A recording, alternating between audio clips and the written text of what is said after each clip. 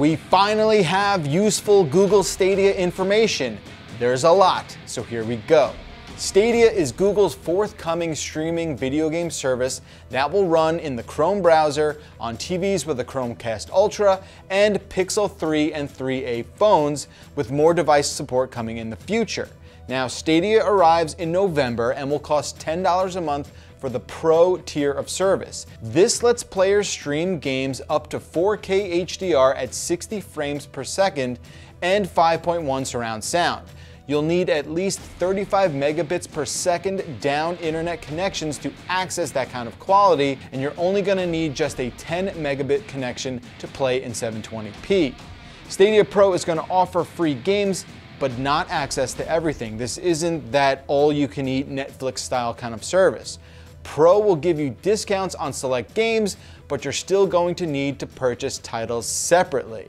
Then there's Stadia Base. This is the entry-level access to the service that will let you play games at up to 1080p, and you'll need to buy each game you want to play individually. There are no perks like in the Pro tier.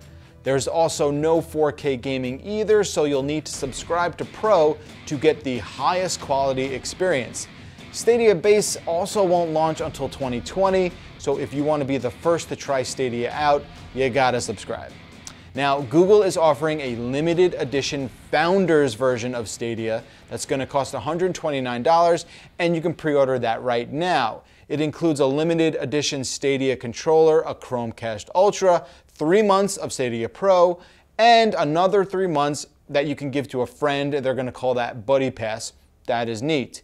It also gives you first dibs on picking a username on Stadia if that is something you care about.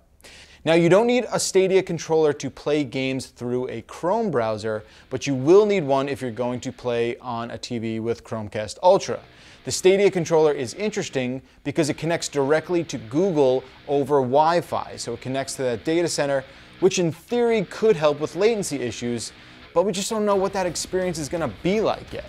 Now, if you're playing Stadia in a Chrome browser on a desktop or laptop, you can use a compatible USB device like an Xbox controller or mouse and keyboard. You can buy a Stadia controller separately for $69. Okay, what about the games? That's really all that matters. Google has partnered with a number of indie and high-profile publishers to kick off the platform's library. You can expect games like the new Doom Eternal, Mortal Kombat 11, Destiny 2, Wolfenstein Youngblood, and indie titles we actually hadn't heard of yet, like Guilt and Get Packed. Google teased partnerships with studios like Rockstar, so I'm guessing a Red Dead Redemption 2 is on its way, and EA, but we really don't know exactly what those games are just yet. It's unclear if Stadia will be a destination for exclusive titles, but they have said there will be first-party games on the platform. So it appears that new multi-platform games will hit Stadia close to, if not the same day they launch elsewhere, as they've announced Baldur's Gate 3 and Ghost Recon Breakpoint will be Stadia bound as well.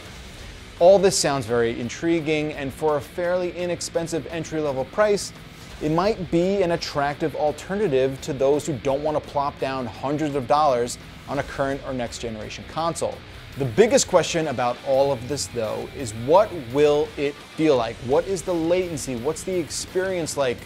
Stadia will offer shooters and fighting games out of the gate, which to me sounds like a lot of confidence in their product, but we're going to have to hold off judgment until we can actually play.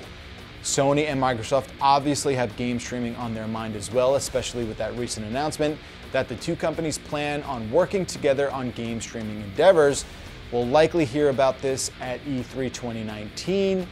And this year definitely feels like game streaming's breakout, but there are still plenty of unknowns. Are games going to load quicker? What will the interface look like? How will saves be managed? And what will multiplayer gaming look and feel like? So what do you think? Are you curious about Stadia, or do you want to keep playing games locally on a console or PC? Let me know what you think, and we'll have much more on Google Stadia very soon.